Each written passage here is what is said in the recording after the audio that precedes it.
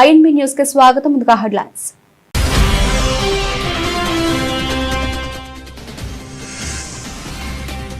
ఏ దేశం నుంచి చమురు కొనాలనేది భారత్ ఇష్టమన్న రష్యా. తమ సరఫరాను అమెరికా భర్తీ చేయడం అసాధ్యమని స్పష్టీకరణ.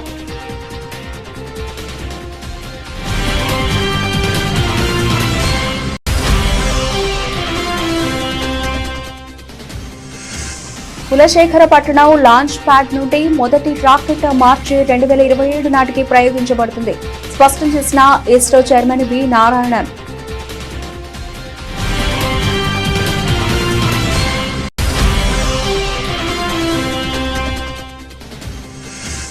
రేవంత్ రెడ్డి ప్రభుత్వం బుజ్జిగింపు రాజకీయాలు చేస్తోందంటూ నితిన్ నబీన్ విమర్శలు. ముస్లిం ఓటు బ్యాంకు కోసం కాంగ్రెస్ ఆరాటపడుతోందని ఆరోపణ.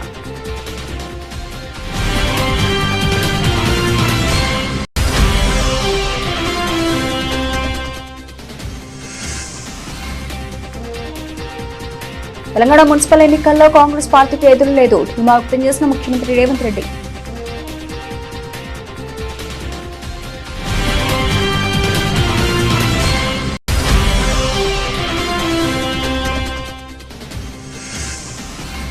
మైక్రో ఎంటర్ప్రీనియర్లుగా వెనుకబడిన వర్గాలు కార్యాచరణ సిద్ధించాలని సీఎం చంద్రబాబు.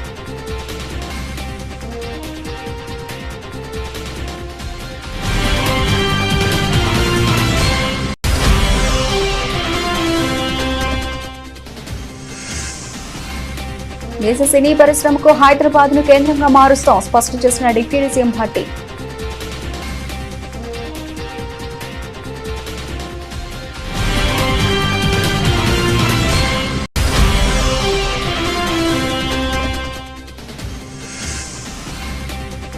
మాజీ మంత్రి అంబటి రాంబాబు కుటుంబాన్ని పరామర్శించిన జగన్. రాష్ట్రంలో జంగిల్ రాజ్ నడుస్తోందని ప్రభుత్వంపై తీవ్ర ఆగ్రహం.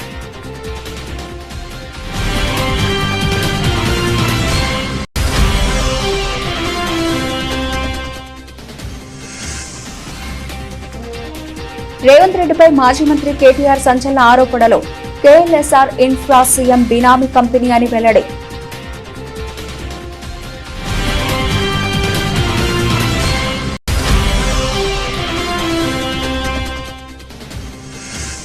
ఏపీలో తమ నేతలపై దాడులంటూ ఎన్హెచ్ఆర్సీకి వైసీపీ ఫిర్యాదు. మాజీ మంత్రుల ఇళ్లపై దాడులు, దళిత కార్యకర్త హత్యపై విచారణకు విజ్ఞప్తి.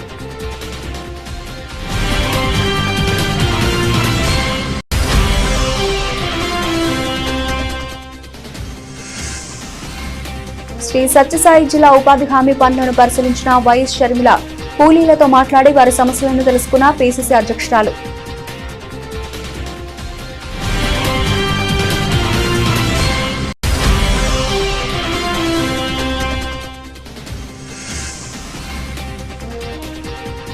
అండర్-19 వరల్డ్ కప్ ఫైనల్కు దూసుకెళ్లిన టీమిండియా. ఇంగ్లాండ్తో అమీతుమీకి సై.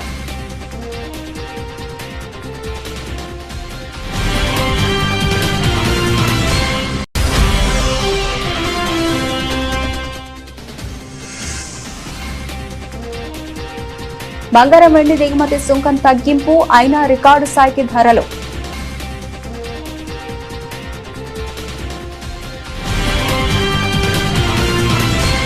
భారత్ రష్యా నుంచి చమురు కొనుగోలు నిలిపివేసి అమెరికా నుంచి కొనుగోలు చేసేందుకు ప్రధాని మోదీ అంగీకరించారన్న డొనాల్డ్ ట్రంప్ ప్రకటన అంతర్జాతీయంగా పెను సంచలనం సృష్టించింది.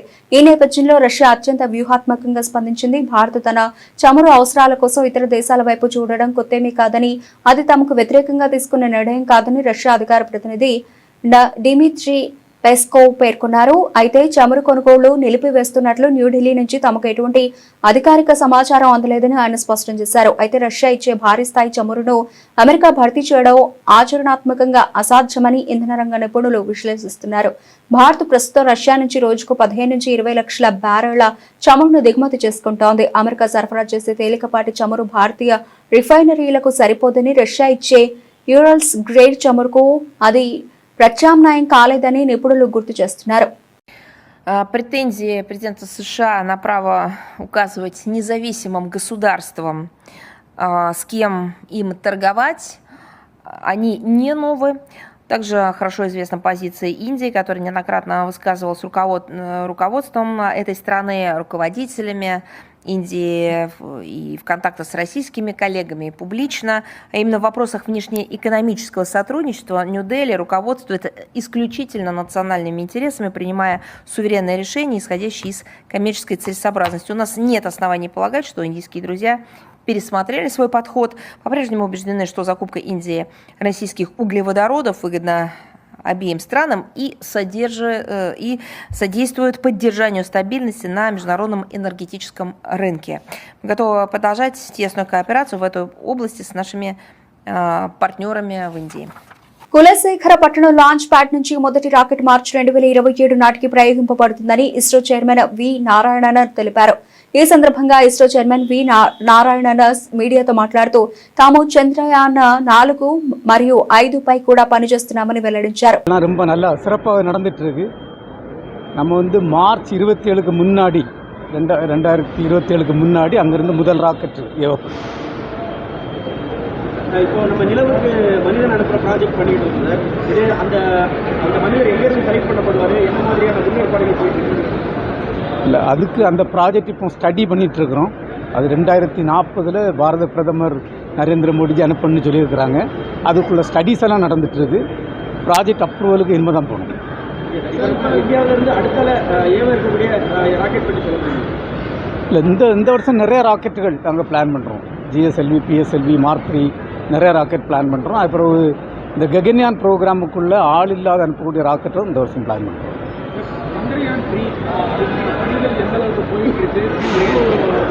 இந்த சந்திரயான் 3 வந்து உங்களுக்கு எல்லாம் தெரியும். அது ஆகஸ்ட் 23, 2023 சக்ஸஸாக சாஃப்ட் லேண்ட் பண்ணோம். இப்போ சந்திரயான் 4ம் சந்திரயான் 5க்கும் ஒர்க் பண்ணிகிட்ருக்கோம். அதுக்குள்ள பணிகள் நல்லா நடந்துட்டுருக்கு. சந்திரயான் 4 வந்து நிலாவில் இறங்கி அங்கேருந்து சாம்பிள் எடுத்து திருப்பி கொண்டு வந்து ஆராய்ச்சி செய்யக்கூடிய ஒரு திட்டமாகும். அதுக்குள்ள பணிகள் ரொம்ப சிறப்பாக நடந்துட்டுருக்கு. அதே மாதிரி சந்திரயான் 5 ஆர் லூபக்ஸ் மிஷன்னு சொல்லுவோம். அது வந்து ஜப்பானும் இந்தியாவும் சேர்ந்துள்ள ஒரு கொலாபரேட்டிவ் ப்ராஜெக்ட். அதுக்குள்ள பணிகளும் ரொம்ப நல்லா நடந்துட்டுருக்கு. இப்போ சந்திரயான் 3 பார்த்திங்கன்னா 1700 கிலோகிராம் எடை உள்ள ஒரு லேண்டர் போய் லேண்ட் ஆச்சு. இங்கே 6500 கிலோகிராம் எடை உள்ள லேண்டர் போய் லேண்ட் ஆகும். அது மாதிரி சந்திரயான் 3ல் உள்ள ரோவர் இருக்கு இல்லையா, அது ஒரு 25 கிலோகிராம் தான் எடை.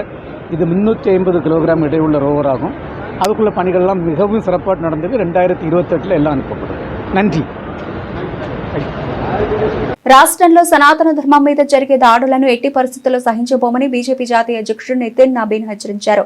మహబూబా నగర్ లోని ఎంవీఎస్ డిగ్రీ కళాశాల మైదానంలో జరిగిన విజయ సంకల్ప సమ్మేళనంలో ఆయన మాట్లాడుతూ ముస్లిం ఓటు బ్యాంకు కోసం కాంగ్రెస్ ఆరాటపడుతోందని మండిపడ్డారు. రాష్ట్రంలో హిందూ దేవాలయాలపై దాడులు జరుగుతున్నా నోరు మెదపడం లేదని, ఆలయాల భూములు ఆక్రమిస్తున్నారని ఆరోపించారు. నిజాం నిరంకుశ పాలనకు వ్యతిరేకంగా ఎందరో పోరాడారని అన్నారు. హైదరాబాద్ విముక్తి కోసం సర్దార్ వల్లభాయ్ పటేల్ కృషి చేశారని అన్నారు. రేవంత్ రెడ్డి ప్రభుత్వం బుజ్జికింపు రాజకీయాలు చేస్తోందని ఆరోపించారు. వక్ఫ్ బోర్డును బలోపేతం చేసేందుకు చూస్తోందని అన్నారు. బలహీన వర్గాలకు న్యాయం జరగలేదని, ఎస్సీ ఎస్టీ సంక్షేమ పథకాల నిధుల్లో ప్రభుత్వం కోత విధిస్తోందని ఆరోపించారు. तेलुगु लोगों को, तेलुगु भाषा को और इसकी संस्कृति को लगातार दमन किया है और कहीं न कहीं हम लोगों ने उनके उस बयान को भी देखा है जिसमें उन्होंने हमारे संस्कृति को, हमारी सनातनी परंपराओं को नष्ट करते हुए ये नारा दिया कि Congress is Muslim and Muslim is Congress. ये नारा कहीं न कहीं शर्मसार करता है इस राज्य के मुख्यमंत्री के उस चरित्र को जिन्होंने इस प्रकार का बयान दिया और कहीं न कहीं कांग्रेस की चरित्र को सामने किया कि कांग्रेस केवल और केवल मुस्लिम वोट बैंक की राजनीति के लिए आगे काम करती है, जनता के लिए नहीं। तेलुगु देशम और तेलुगु के जो लोग हैं, यहाँ के लोगों के प्रति उसकी कोई भावना नहीं है.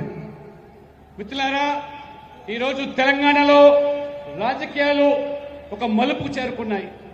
ముఖ్యంగా ఈ తెలంగాణ ప్రాంతంలో అధికారంలో ఉన్నటువంటి కాంగ్రెస్ పార్టీ, ముఖ్యమంత్రి రేవంత్ రెడ్డి గారు కేవలం కొన్ని వర్గాలను బుజ్జగించడానికి, కొన్ని వర్గాలను సంతృష్టిపరచడానికి ఏ రకంగా ఈ మధ్యలో వారు వాక్యాలు చేశారు. కాంగ్రెస్ అంటే ముస్లింస్ అంటే కాంగ్రెస్ అనేటువంటి మరి వాదాన్ని వారు వినిపిస్తున్నారంటే రేవంత్ రెడ్డి ప్రభుత్వం ఏ రకంగా ఇవాళ దిగజారిందో, తెలంగాణ సంస్కృతిని, తెలుగు ప్రజల యొక్క సాంప్రదాయాలను పూర్తిగా విస్మరించి ముఖ్యంగా ఈ సనాతన ధర్మీయుల యొక్క మనోభావాలను గాయపరిచే విధంగా కేవలం ఒక వర్గాన్ని, ముఖ్యంగా మరి మైనార్టీ వర్గాలను ఈరోజు సంతృప్తిపరచడానికి ఏ రకమైన చర్యలు తీసుకుంటున్నారో తెలంగాణ ప్రజలు ఒకసారి ఆలోచన చేయాల్సిందిగా నేను కోరుతా ఉన్నాను. हमारे भाइयों, हम सबको अगर हम ये बात कह रहे हैं तो इसके पीछे का तर्क भी है. आप देखेंगे यहाँ की सरकार का बजट जो SC है. తెలంగాణ మున్సిపల్ ఎన్నికల్లో కాంగ్రెస్ పార్టీకి ఎదురు లేదని ముఖ్యమంత్రి రేవంత్ రెడ్డి స్పష్టం చేశారు. మహిళా శక్తి ఎదుట ఎవరూ నిలవలేరన్నారు. అన్ని వర్గాల కోసం కాంగ్రెస్ పార్టీ పనిచేస్తోందని ఆయన పేర్కొన్నారు. మున్సిపల్ ఎన్నికల ప్రచారంలో భాగంగా మిర్యాలగూడలో ఏర్పాటు చేసిన భారీ బహిరంగ సభలో సీఎం రేవంత్ రెడ్డి మాట్లాడారు. మున్సిపల్ ఎన్నికల్లో కాంగ్రెస్ పార్టీకి పట్టం కట్టాలని సందర్భంగా ప్రజలు కోరారు. తమ ప్రభుత్వం లక్షలాది మందికి కొత్త రేషన్ కార్డులు మంజూరు చేసిందని గుర్తు చేశారు. 3.15 కోట్ల మందికి సన్నబియ్యం ఇస్తున్నామని చెప్పారు. ఆడబిడ్డలను ఎవరన్నా ఆర్టీసీలో ఒక్క పైసా అడుగుతున్నారా? అక్క, ఎవరైనా ఎక్కడైనా బస్ ఎక్కితే ఒక్క రూపాయి అయినా టికెట్ రూపంలో మిమ్మల్ని అడిగినా మీరు ఒక్కసారి ఆలోచన చెయ్యండి. ఇవాళ కోట్లాది మంది ఆడబిడ్డలు ఎక్కడికి వెళ్ళినా, అమ్మగారింటికి వెళ్ళినా, అమ్మవారి ఆలయాన్ని దర్శించుకోవడానికి వెళ్ళినా, రాష్ట్రం నలుమూలల ఇవాళ ఆడబిడ్డలకు ఆర్టీసీలో ఉచిత ప్రయాణం మన ప్రభుత్వం ఇచ్చిన మాట వాస్తవం కాదా? ఇవాళ మా ఆడబిడ్డలకు ఒకటే మాట చెప్తున్నా, ఆర్టీసీలో టికెట్ లేని ప్రయాణం చేసిన వాళ్ళందరూ కాంగ్రెస్ పార్టీకి ఓటేస్తే బీజేపీకి బీఆర్ఎస్ కి డిపాజిట్లు కూడా రావు. ఇవాళ కాంగ్రెస్ వాళ్ళకే కాదు, బీఆర్ఎస్ వాళ్ళకు మిర్యాలగూడ మున్సిపాలిటీలో పోటీ చేస్తున్న బీఆర్ఎస్ బీఫామ్ మీద పోటీ చేసిన ఆడబిడ్డలకు కూడా మనం ఆర్టీసీలో ఉచితంగా బస్సు ప్రయాణం ఇచ్చినాం. మీరు బీఆర్ఎస్ పార్టీలు కాబట్టి మీకు బస్సులో ప్రయాణం ఇయ్యలేదని ఎప్పుడు మనం మాట్లాడలే. గతంలో వాళ్ళు ఉన్నప్పుడు బీఆర్ఎస్లు ఉన్నోనికే సంక్షేమ పథకాలు ఇస్తామన్నారు. ఇవాళ ఏ పార్టీలైనా ఉండని బీఆర్ఎస్ నాయకుల ఇండ్లకు 200 యూనిట్లు ఉచిత కరెంట్ ఇవ్వలేదా? ఇవాళ బీఆర్ఎస్ నాయకులకు రేషన్ కార్డులు ఉత్తమ్ కుమార్ రెడ్డి గారు ఇవ్వలేదా? ఇవాళ బీఆర్ఎస్ నాయకులకు సన్న బియ్యం వాళ్ళ ఇంటికి ఇస్తలేమా? ఇవాళ బీఆర్ఎస్ మహిళలకు, ఆడబిడ్డలకు ఆర్టీసీలో ఉచిత బస్సు ప్రయాణం మనం ఇస్తలేమా? ఇవాళ మనం వివక్ష ఎక్కడో చూపియలే. సంక్షేమం అంటే రాష్ట్రంలో ఉండే 4 కోట్ల ప్రజలకు అందుబాటులోకి తేవాలని ఇవాళ ప్రతి సంక్షేమ పథకాన్ని ఆడబిడ్డలకు, తెలంగాణ బలహీన వర్గాలకి ఇవాళ అందుబాటులో ఇచ్చినాం. వెనుకబడిన వర్గాలను కేవలం సంక్షేమ లబ్ధిదారులుగా పరిమితం చేయకుండా వారిని సూక్ష్మ పారిశ్రామికవేత్తలుగా, MSMEలుగా తీర్చిదిద్దడమే లక్ష్యమని ముఖ్యమంత్రి చంద్రబాబు స్పష్టం చేశారు. ఇందుకు అనుగుణంగా పటిష్టమైన కార్యాచరణ రూపొందించాలని అధికారులను ఆదేశించారు. సచివాలయంలో బీసీ సంక్షేమ శాఖపై ఆయన ఉన్నత స్థాయి సమీక్ష నిర్వహించారు. కుల వృత్తుల వారికి ఆధునిక సాంకేతికతను అందించే లక్ష్యంతో ఆదరణ 3 పథకం ద్వారా ఆధునిక పనిముట్లను పంపిణీ చేసేందుకు వెంటనే చర్యలు చేపట్టాలని ముఖ్యమంత్రి సూచించారు. విద్యారంగంలో బీసీ విద్యార్థులకు అత్యుత్తమ మౌలిక వసతులు కల్పించడంపై సమీక్షలో ప్రధానంగా చర్చించారు. రాష్ట్రంలో 60 కోట్ల సాస్కి నిధులతో కొత్తగా బీసీ రెసిడెన్షియల్ పాఠశాలలు, హాస్టళ్ల నిర్మాణాన్ని చేపట్టాలని సీఎం ఆదేశించారు. ఇప్పటికే ఉన్న 814 బీసీ సంక్షేమ హాస్టళ్లలో విద్యార్థులకు సురక్షితమైన తాగునీరు అందించేందుకు 17 కోట్ల రూపాయల వ్యయంతో మార్చిలోగా RO ప్లాంట్లను ఏర్పాటు చేస్తామని అధికారులు ముఖ్యమంత్రికి వివరించారు. హాస్టళ్లలో పారిశుధ్యం, విద్యార్థులకు అందించే ఆహారం నాణ్యత విషయంలో ఏమాత్రం రాజీ పడొద్దని అత్యుత్తమ ప్రమాణాలు పాటించాలని చంద్రబాబు స్పష్టం చేశారు. దేశవ్యాప్తంగా ఉన్న సినీ పరిశ్రమకు హైదరాబాద్ ను ప్రధాన కేంద్రంగా తీర్చిదిద్దడమే తమ ప్రభుత్వ లక్ష్యమని డిప్యూటీ సీఎం భట్టి విక్రమార్క మాల్లో స్పష్టం చేశారు. సీఎం రేవంత్ రెడ్డి నాయకత్వంలోని ప్రజాప్రభుత్వం తెలుగు సినీ పరిశ్రమకు అత్యంత ప్రాధాన్యత ఇస్తుందని ఆయన తెలిపారు. ముంబై, చెన్నై, కోల్కతా వంటి నగరాల్లో సినీ పరిశ్రమ విస్తరణకు అవకాశాలు పరిమితంగా ఉన్నాయని, కానీ అన్ని భాషల పరిశ్రమలు హైదరాబాద్ లో అభివృద్ధి చెందడానికి అనేక సానుకూల అంశాలు ఉన్నాయని భట్టి విశ్లేషించారు. సకల భాషల చిత్ర పరిశ్రమలు హైదరాబాద్ కు తరలివస్తే రాష్ట్ర యువతకు, టెక్నీషియన్లకు, రచయితలకు, దర్శకులకు భారీగా ఉపాధి అవకాశాలు లభిస్తాయని ఆశాభావం వ్యక్తం చేశారు. ప్రపంచ సినీ మార్కెట్ కు హైదరాబాద్ కేంద్రంగా మారనుందని, ఇందుకు సంబంధించిన బ్లూ ప్రింట్ ను ప్రభుత్వం సిద్ధం చేస్తోందని వెల్లడించారు. గుంటూరులో మాజీ మంత్రి అంబటి రాంబాబు కుటుంబాన్ని వైసీపీ అధినేత మాజీ ముఖ్యమంత్రి జగన్ పరామర్శించారు. ఈ సందర్భంగా ఆయన కూటమి ప్రభుత్వంపై తీవ్ర స్థాయిలో విరుచుకుపడ్డారు. రాష్ట్రంలో ప్రజాస్వామ్యం ఖూనీ అయిపోయిందని, జంగిల్ రాజ్ నడుస్తోందని జగన్ తీవ్రంగా విమర్శించారు. దాడులు చేసిన వారిని వదిలేసి బాధితులపైనే కేసులు పెడుతున్నారని ఆగ్రహం వ్యక్తం చేశారు. గుంటూరు పర్యటనలో భాగంగా ఇటీవల దాడికి గురైన అంబటి నివాసానికి వెళ్లిన జగన్ ధ్వంసమైన ఇంటిని, వాహనాలను పరిశీలించారు. గుడి నుంచి వస్తున్న అంబటిపై టీడీపీ కార్యకర్తలు కర్రలు, రాళ్లతో దాడి చేశారని, పోలీసుల సమక్షంలోనే కార్లను పగలగొట్టారని ఆరోపించారు. బాధితుడైన అంబటిని అరెస్టు చేసి దాడి చేసిన వారికి స్టేషన్ బెయిల్ ఇవ్వడం దారుణమని అన్నారు. తప్పుడు కేసులో ఇల్లీగల్గా ఆయన్ని అరెస్ట్ చేయడమే కాకుండా స్టేషన్లో ఈ నల్లపాడు సిఐ వంశీ అట, పట్టాభిపురం సిఐ ఇంకొకడు వెంకటేశ్వర్లు అంట, వీళ్ళు అంబటి రాంబాబు అన్నను ఫిజికల్గా కొట్టడం జరిగింది. ఫిజికల్గా ఒక మంత్రిని కొట్టడం, అబ్యూస్ చేయడం. నిజంగా ఏం ప్రజాస్వామ్యంలో ఉన్నామా లేదా అని ఆలోచన చేయమని అడుగుతా ఉన్నా నేను. ఎల్లకాలం ఈ ప్రభుత్వం ఉండదు. దాదాపుగా 200 మంది సిఐలు, ఎస్ఐలు, డిఎస్పీలు ఇటువంటి వాళ్ళు విఆర్లో ఉన్నారు. మీ ప్రభుత్వంలో మీరు వీళ్ళందరినీ కూడా పక్కన పెట్టిన పరిస్థితిలో వాళ్ళంతా ఉన్నారు. కేవలం మీకు సంబంధించిన వాళ్ళని కొంతమందిని మాత్రమే సిఐలుగా వేసుకున్నారు, కొంతమందిని మాత్రమే మీకు సంబంధించిన వాళ్ళని డిఎస్పీలను వేసుకున్నారు, డిఐజీలను మీ వాళ్ళని వేసుకున్నారు, ఎస్పీలు గత్యంతరం లేక మీకు ఊడిగం కాస్తా ఉన్నారు. బీహార్లో ఏం జరుగుతా ఉందో నాకు తెలియదు, కానీ ఇక్కడ జంగల్ రాజ్యం, జంగల్ రాజును మీరు సృష్టించి నడిపిస్తా ఉన్నారు. కానీ నేను అందరికీ కూడా ఒకటే చెప్తా ఉన్నా, ఎల్లకాలం ఇదే మాదిరిగానే జరగదు. 2 ఏళ్ళు కన్ను మూసుకుంటే అయిపోయింది, మరో 3 ఏళ్ళు కూడా కన్ను మూసుకుని కన్ను తెరిచేసరికి మరో 3 ఏళ్ళు కూడా అయిపోతుంది. ఆ తర్వాత వచ్చేది మాత్రం మా ప్రభుత్వం అని చెప్పి కూడా ప్రతి ఒక్కరికి కూడా ఈ సందర్భంగా కూడా చెప్తా ఉన్నా.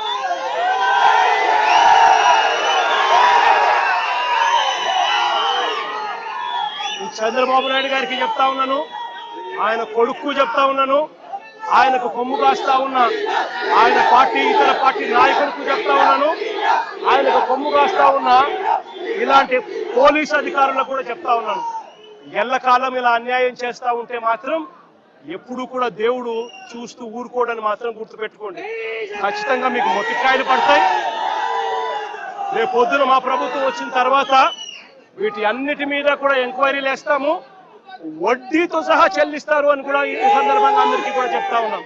వైఎస్ఆర్సీపీకి సంబంధించిన ప్రతి కార్యకర్త చంద్రబాబు నాయుడు గారు ఈ మాదిరిగా చేస్తే భయపడతారు అని చంద్రబాబు నాయుడు అనుకుంటే చంద్రబాబు నాయుడు గారు మూర్ఖుడు అని చెప్తా ఉన్నాను.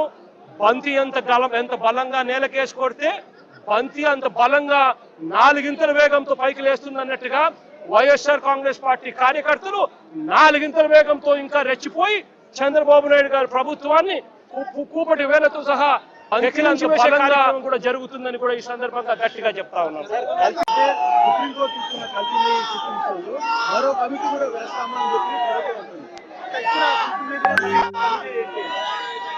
చంద్రబాబు నాయుడు గారు అనే వ్యక్తి ఎలాంటి దుర్మార్గుడు, ఎలాంటి రాక్షసుడు అని అంటే, తాను అబద్ధం చెప్పాడు అని, మోసం చేశాడు అని ప్రజలకంతా తెలిసిపోయింది.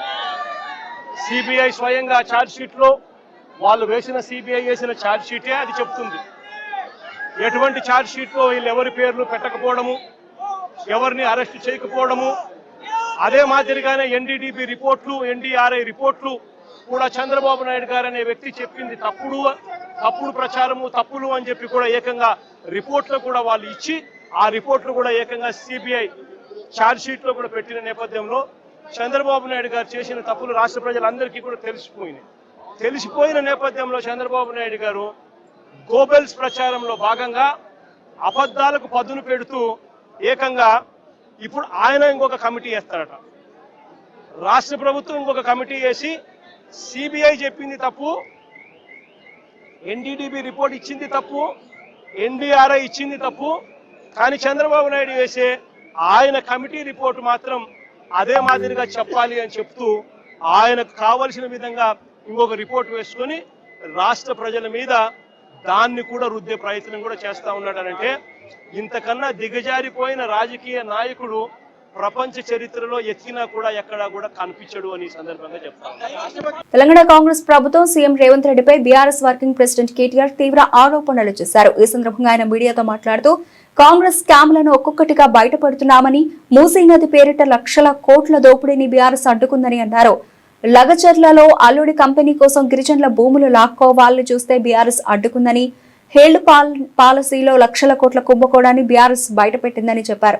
అలాగే సింగరేణి అవినీతిని తమ పార్టీ బయటపెట్టిందని కేటీఆర్ వెల్లడించారు.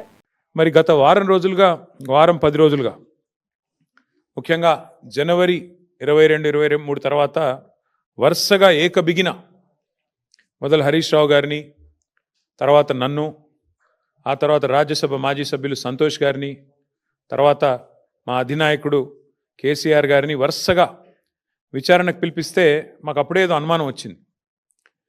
ఇదేదో డైవర్షన్ గేమ్ బాగానే సీరియస్గానే ఆడుతున్నారు, ఎందుకు ఆడుతున్నారు, ఇంత హడావుడిగా ఎందుకు చేస్తున్నారు అని చెప్పి మాకు డౌట్ వచ్చింది. ఆ డౌట్ వచ్చిన తర్వాత మేము కూడా తవ్వడం మొదలుపెట్టాం. ఏది కవర్ చేయడానికి, ఎందుకోసం ఈ కవర్ డ్రైవ్లు, ఎక్స్ట్రా కవర్ డ్రైవ్లు అని జాగ్రత్తగా ఆలోచిస్తే దొరికింది మాకు ఒక పెద్ద ఫ్రాడు, ఒక పెద్ద ముఖ్యమంత్రి గారి బినామీ భాగోతం ఒకటి బయటపడ్డది. ఇది జనవరి 23 నాడు కేంద్ర ప్రభుత్వం అట్లాగే రాష్ట్ర ప్రభుత్వానికి సుప్రీంకోర్టు నోటీసులు ఇచ్చింది. KLSR అనే ఒక కంపెనీ, ఇన్ఫ్రాస్ట్రక్చర్ కంపెనీ, ఈ కంపెనీ ముఖ్యమంత్రి గారి బినామీ కంపెనీ. KLSR ఇన్ఫ్రా అనే కంపెనీ ముఖ్యమంత్రి గారి బినామీ కంపెనీ. నేనేదో ఊరికే అనట్లేదు, అది దానికి ఆధారాలతో సహా ఇప్పుడే మీకు చూపెడతాను. ఇప్పుడు నేను ఈ మాట చెప్పంగానే కొన్ని ఛానళ్ళు లైవ్ కట్ చేస్తాయి, అది కూడా నాకు తెలుసు, పర్వాలేదు. అయినప్పటికీ ఈ KLSR ఇన్ఫ్రా అనే కంపెనీ ఏదైతే ఉందో దాని భాగోతం బయటపడి సుప్రీంకోర్టు నోటీసులు ఇచ్చింది కేంద్ర ప్రభుత్వానికి, రాష్ట్ర ప్రభుత్వానికి. వెంటనే మరి ఈ దివాలా తీసిన కంపెనీ ఏదైతే ఉందో 6,000 కోట్ల రూపాయల వర్కులు వీరికి దివాలా తీసిన సమయంలోనే, స్పష్టంగా నేను చదువుతాను, మీరు వినండి. ఏం రాశారంటే, center and Telangana get supreme court notice for KLSR Infratech's insolvency fraud. The company allegedly secured government tenders worth approximately rupees 6,000 crore during the insolvency period without the authorization of interim resolution professional. IP professional ఇది లేకుండా, అనుమతి లేకుండా 6,000 కోట్ల టెండర్లు తెచ్చుకున్నారు వీళ్ళు. ఆంధ్రప్రదేశ్లో తమ పార్టీ నేతల ఇళ్లపై జరిగిన దాడిలో ఒక దళిత కార్యకర్త హత్య ఘటనలపై వైసీపీ జాతీయ మానవ హక్కుల కమిషన్ ఆశ్రయించింది. రాష్ట్రంలో శాంతి భద్రతలు పూర్తిగా విఫలమయ్యాయని, మానవ హక్కుల ఉల్లంఘనలు జరుగుతున్నాయని ఆరోపిస్తూ సమగ్ర విచారణ జరపాలని కోరింది. ఢిల్లీలో వైసీపీ బృందం NHRC చైర్పర్సన్ జస్టిస్ వి రామసుబ్రమణియన్ను కలిసి ఫిర్యాదు అందజేసింది. మాజీ మంత్రులు అంబటి రాంబాబు, జోగి రమేష్ ఇళ్లపై జరిగిన దాడులతో పాటు దళిత కార్యకర్త హత్యకు సంబంధించిన వివరాలను కమిషన్ కు సమర్పించింది. టీడీపీ శ్రేణుల పథకం ప్రకారం ఈ దాడులకు పాల్పడ్డాయని, ప్రతిపక్ష నేతలను భౌతికంగా అంతమొందించే ప్రయత్నాలు చేశారని ఆరోపించారు. ఇందుకు సంబంధించిన వీడియోలు, ఫోటోలను ఆధారాలుగా అందజేశారు. సమావేశం అనంతరం వైసీపీ నేతలు మీడియాతో మాట్లాడారు. భారతదేశ నడిబొడ్డున ఆంధ్రప్రదేశ్లో జరుగుతున్నటువంటి అకృత్యాలు, అమానుషాలు, దాడులు, అఘాయిత్యాలు, పర్టికులర్గా దళితుల మీద దాడులు, వీటన్నిటి గురించి ఆంధ్ర రాష్ట్రంలో రాజ్యాంగం అపహాస్యం అవుతుందని చెప్పి చెప్పుకోవటానికి ఈరోజు దేశం నడుబడున్నటువంటి నేషనల్ కమిషన్ని, అలాగే దళితుల మీద దాడులు, అఘాయిత్యాల గురించి చెప్పుకోవడానికి నేషనల్ SC కమిషన్ని కలవాలని మా ఎంపీల నేతృత్వంలో, అట్లాగే రాష్ట్రంలో ఉన్నటువంటి మాజీ మంత్రులు, ఎమ్మెల్యేలు, ఎమ్మెల్సీల యొక్క నాయకత్వంలో ఇక్కడికి రావటం జరిగింది. హ్యూమన్ రైట్స్ కమిషన్ చైర్మన్ గారిని కలిసాం. రాష్ట్రంలో జరుగుతున్నటువంటి దాడులు కానీ, హత్యలు కానీ, అమానుషాల గురించి చాలా విపులంగా, డీటెయిల్గా, ఈ మధ్య కాలంలో మా మాజీ మంత్రుల ఇళ్ల మీద జరిగిన దాడులు, పెట్రోల్ బాంబులు వేసి ఇళ్ళు తగలేసే కార్యక్రమాలు, వాళ్ళని చంపే కార్యక్రమాల గురించి కూడా చెప్పడం, దాని మీద కూడా ఎంక్వైరీ చేయడం జరిగింది. ఇది అయిపోయిన తర్వాత నేషనల్ SC కమిషన్ కలవబోతా ఉన్నాం. పర్టికులర్గా నేషనల్ SC కమిషన్ చైర్మన్ గారిని విన్నవించుకోవటం ఏంటంటే, ఆంధ్రప్రదేశ్లో అంబేద్కర్ గారు ఏది కోరుకున్నారో ఆ రాజ్యాంగం అపహాస్యం అవుతూ ఉంది. దళితుల మీద దాడులు పెరిగిపోయినాయి. శ్రీకాకుళం జిల్లా దగ్గర నుంచి చిత్తూరు జిల్లా దాకా ప్రతి జిల్లాలోనూ దాడులు, వెలివేతలు, అమానుషాలు జరుగుతూ ఉన్నాయి. కాంగ్రెస్ ప్రభుత్వంలో 10 ఏళ్ల పాటు మహాత్మా గాంధీ జాతీయ గ్రామీణ ఉపాధి హామీ పథకం అద్భుతంగా అమలైందని PCC అధ్యక్షురాలు వైఎస్ షర్మిలారెడ్డి అన్నారు. కేంద్రంలో నరేంద్ర మోదీ ప్రభుత్వం ఏర్పడ్డాక ఈ పథకాన్ని భ్రష్టు పట్టించారని మండిపడ్డారు. శ్రీ సత్యసాయి జిల్లా బత్తలపల్లి మండలం రాఘవంపల్లి గ్రామ సమీపంలో జరుగుతున్న ఉపాధి హామీ పనులను ఆమె పరిశీలించారు. అనంతరం ఆమె కూలీలతో మాట్లాడి వారి సమస్యలను తెలుసుకున్నారు. కరువు పని మొదలు పెట్టింది రాజశేఖర్ రెడ్డి గారు, మన్మోహన్ సింగ్ గారు ప్రధానమంత్రి ఉండగా మొదలు పెట్టిన పథకం కరువు పని ఉపాధి హామీ పథకం. ఇన్ని సంవత్సరాలు ఉపాధి హామీ పథకం నడుస్తానే ఉంది. కానీ కాంగ్రెస్ అధికారంలో ఉంది మొదటి 10 ఏళ్లు బ్రహ్మాండంగా నడిచింది ఉపాధి హామీ పథకం. రాజశేఖర్ రెడ్డి గారు ముఖ్యమంత్రిగా ఉండగా ఉపాధి హామీ పథకానికి అయ్యా మాకు మధ్యవర్తుల ద్వారా డబ్బులు ఇప్పించకండి, మాకు నేరుగా డబ్బులేస్తే కట్టింగ్లు కమిషన్లు పోవు అని రాజశేఖర రెడ్డి గారి దగ్గరికి వెళ్లి అడిగితే ఒకేసారి 60 లక్షల అకౌంట్లు ఓపెన్ చేపించాడు రాజశేఖర రెడ్డి గారు. ఇది ఉపాధి హామీ కొత్తల్లో. అలాగే ఆడోళ్లు వెళ్లి అయ్యా మాకు కూడా సమానంగా వేతనం కావాలి, మాకు కూడా సమానంగా ఇయ్యాలి అంటే రాజశేఖర రెడ్డి గారు ఆ రోజుల్లో వెంటనే ఒప్పుకున్నారు. సమానంగా మగవారికి సమానంగా వేతనాలు ఇచ్చేవారు రాజశేఖర రెడ్డి గారు ముఖ్యమంత్రిగా ఉన్న రోజుల్లో. ఆ తర్వాత కాలంలో ఇప్పుడు గత 10-11 సంవత్సరాలుగా బీజేపీ పార్టీ అధికారంలో ఉంది. బీజేపీ పార్టీ అధికారంలోకి వచ్చినప్పటి నుండి ఉపాధి హామీకి గ్రహణం పట్టింది. ఈ పథకాన్ని ఎలాగైనా సరే నిర్వీర్యం చేయాలి అని బీజేపీ పార్టీ చూస్తుంది. ఎందుకంటే సంవత్సరానికి ఈ పథకానికి దేశమంతా 86,000 కోట్ల రూపాయలు ఖర్చు అవుతుంది. ఈ డబ్బంతా ఉపాధి హామీకి వివిధ రాష్ట్రాలకు కేంద్ర ప్రభుత్వం ఇస్తూ వచ్చింది. కానీ ఈ డబ్బు ఉపాధి హామీ పని చేస్తే పేదవాడి చేతుల్లోకి వెళ్లిపోతుంది తప్పితే బీజేపీ నాయకులకి గాని బీజేపీ బినామీలకు గాని ఈ డబ్బు పోదు. అందుకనే ఇది తగ్గించాలని చూస్తుంది బీజేపీ పార్టీ. అందుకే అదే పనిగా కుట్ర పన్ని మరి ఉపాధి హామీ పనిని నిర్వీర్యం చేయడానికే బీజేపీ పార్టీ పూనుకుంది. కాబట్టే ఇప్పుడు కేంద్ర ప్రభుత్వం మొత్తం డబ్బులు ఇవ్వదట. ఇది వరకులాగా కేంద్ర ప్రభుత్వం ఇవ్వదట. ఇప్పటి నుంచి 60% కేంద్రం ఇస్తదంట, 40% రాష్ట్ర ప్రభుత్వమే పెట్టుకోవాలట. దీనికి ఒక కొత్త చట్టం తెచ్చారు. మహాత్మా గాంధీ జాతీయ గ్రామీణ ఉపాధి హామీ పథకాన్ని పేరు మార్చి విబి గ్రామ్ అని కొత్త చట్టాన్ని తీసుకొచ్చి దీంట్లో ఉపాధి హామీ పనికి అండర్-19 ప్రపంచ కప్ లో భారత యువ జట్టు అదరగొట్టింది. రికార్డు స్థాయి చేజింగ్ తో ఫైనల్లోకి దూసుకెళ్లింది. హరారే స్పోర్ట్స్ క్లబ్ వేదికగా జరిగిన రెండో సెమీఫైనల్లో ఆఫ్ఘనిస్తాన్ పై 7 వికెట్ల తేడాతో ఘన విజయం సాధించింది. ఓపెనర్ ఆరోన్ జార్జ్ అద్భుతమైన సెంచరీతో చెలరేగగా విధ్వంసకర హాఫ్ సెంచరీలతో వైభవ్ సూర్యవంశీ, కెప్టెన్ ఆయుష్ మాత్రే జట్టు విజయంలో కీలక పాత్ర పోషించారు. ఫిబ్రవరి 6న ఇదే వేదికపై జరగనున్న ఫైనల్లో భారత్ ఇంగ్లాండ్తో తలపడనుంది. ఆఫ్ఘనిస్తాన్ నిర్దేశించిన 311 పరుగుల భారీ లక్ష్యాన్ని భారత్ కేవలం 41.1 ఓవర్లలో 3 వికెట్లు మాత్రమే కోల్పోయి ఛేదించింది. ఈ టోర్నీలో ఇప్పటి వరకు పెద్దగా రాణించని ఆరోన్ జార్జ్ కీలకమైన సెమీస్ లో బాధ్యతాయుతమైన ఇన్నింగ్స్ ఆడాడు. 104 బంతుల్లో 15 ఫోర్లు, 2 సిక్సర్లతో 115 పరుగులు చేసి జట్టు విజయాన్ని ఖాయం చేశాడు.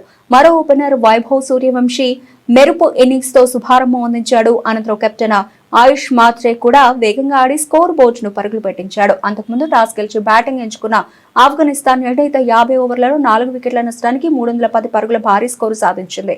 భారత బౌలర్లలో దీపేష్ దేవేంద్రన్, కనిష్క్ చౌహాన్ చెరో 2 వికెట్లు తీసినప్పటికీ మిగతా బౌలర్లు భారీగా పరుగులు సమర్పించుకున్నారు. ఈ విజయంతో భారత్ మొత్తం మీద 10వ అండర్-19 ప్రపంచ కప్ ఫైనల్ కు అర్హత సాధించగా వరుసగా 6వసారి తుది పోరుకు చేరడం విశేషం. దేశీయ మార్కెట్లో పసిడి వెండి ధరలు సామాన్యుడికి అందనంత ఎత్తుకు ఎగబాకుతున్నాయి. అంతర్జాతీయ భౌగోళిక రాజకీయ ఉద్రిక్తతల ప్రభావంతో పసిడి ధరలు బుధవారం దేశ రాజధానిలో భారీగా పెరిగాయి. కేవలం ఒక్కరోజే 10 గ్రాముల బంగారంపై 7,400 రూపాయలు పెరగడం ఇన్వెస్టర్లను సైతం విస్మయానికి గురి చేస్తోంది. దీంతో 10 గ్రాముల బంగారం ధర రికార్డు స్థాయిలో 1,65,100 రూపాయలకు చేరుకుంది. ఇక వెండి కూడా అదే బాటలో పయనిస్తూ కిలోకి ఏకంగా 14,300 రూపాయలు పెరిగి 2,98,300 రూపాయల వద్ద ట్రేడ్ అవుతోంది. అమెరికా, ఇరాన్ మధ్య నెలకొన్న యుద్ధ వాతావరణం కారణంగా అంతర్జాతీయ మార్కెట్లో సురక్షిత పెట్టుబడిగా భావించే బంగారంపై ఇన్వెస్టర్లు మక్కువ చూపుతున్నారు. ఫలితంగా గ్లోబల్ మార్కెట్లో ఔన్స్ బంగారం ధర మళ్లీ $5,000 మార్కును దాటేసింది. మరోవైపు దేశీయంగా దిగుమతిదారులకు ఊరటనిస్తూ కేంద్ర ప్రభుత్వం ఒక కీలక నిర్ణయం తీసుకుంది. బంగారం, వెండి దిగుమతులకు ప్రామాణికంగా తీసుకునే నోషనల్ వాల్యూను తగ్గించింది. 10 గ్రాముల బంగారంపై ఈ విలువను $1,568 నుంచి $1,518, అలాగే కిలో వెండిపై $3,457 నుంచి $2,657 కుదిస్తూ ఉత్తర్వులు జారీ చేసింది. ఈ తగ్గింపు కేవలం బంగారం కడ్డీలు, నాణాలు, బిస్కెట్లకు మాత్రమే వర్తిస్తుందని, ఆభరణాల దిగుమతులకు కాదని స్పష్టం చేసింది. బులెటిన్ ముగించే ముందు హెడ్లైన్స్ మరోసారి.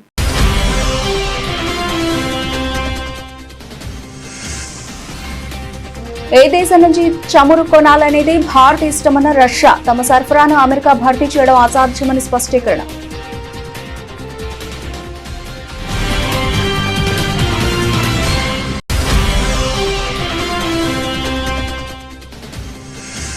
కులశేఖరపట్నం లాంచ్ ప్యాడ్ నుండి మొదటి రాకెట్ మార్చి 2027 నాటికి ప్రయోగించబడుతుంది స్పష్టం చేసిన ఇస్రో చైర్మన్ వి నారాయణన్.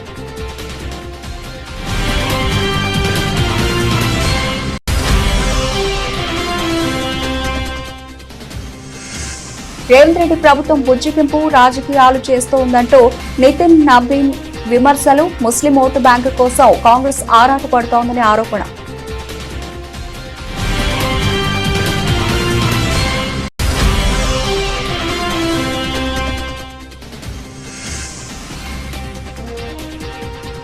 తెలంగాణ మున్సిపల్ ఎన్నికల్లో కాంగ్రెస్ పార్టీకి ఎదురు లేదు ధీమా వ్యక్తం చేసిన ముఖ్యమంత్రి రేవంత్ రెడ్డి.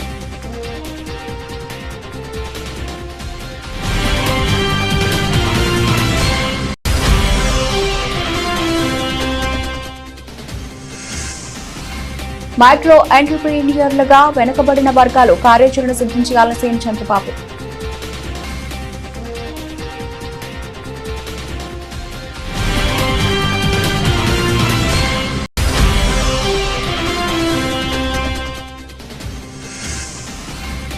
దేశ సినీ పరిశ్రమకు హైదరాబాద్ ను కేంద్రంగా మారుస్తాం స్పష్టం చేసిన డిప్యూటీ సీఎం భట్టి.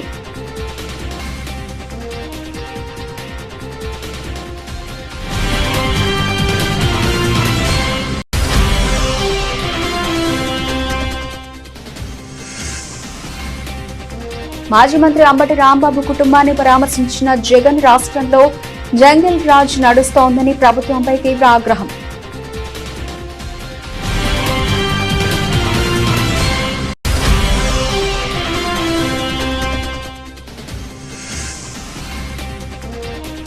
రేవంత్ రెడ్డిపై మాజీ మంత్రి కేటీఆర్ సంచలన ఆరోపణలు.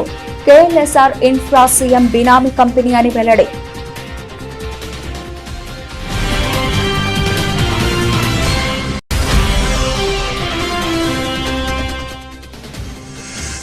ఏపీలో తమ నేతలపై దాడులంటూ ఎన్హెచ్ఆర్సీకి వైసీపీ ఫిర్యాదు. మాజీ మంత్రుల ఇళ్లపై దాడులు, దళిత కార్యకర్త హత్యపై విచారణకు విజ్ఞప్తి.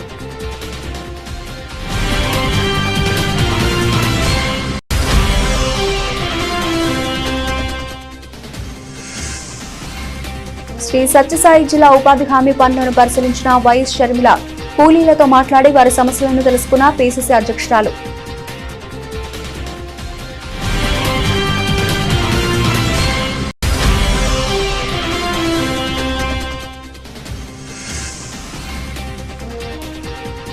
అండర్-19 వరల్డ్ కప్ ఫైనల్కు దూసుకెళ్లిన టీమిండియా ఇంగ్లాండ్తో అమీతుమీ సై.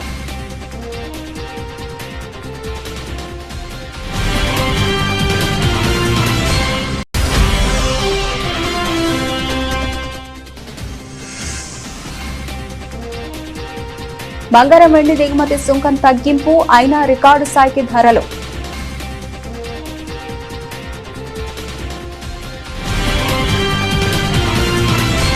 ఇవి ఇప్పటివరకు నబల్సిన అప్డేట్స్. మరిన్ని అప్డేట్స్ తో మళ్ళీ కలుద్దాం. అంతవరకు సెలవు. నమస్తే.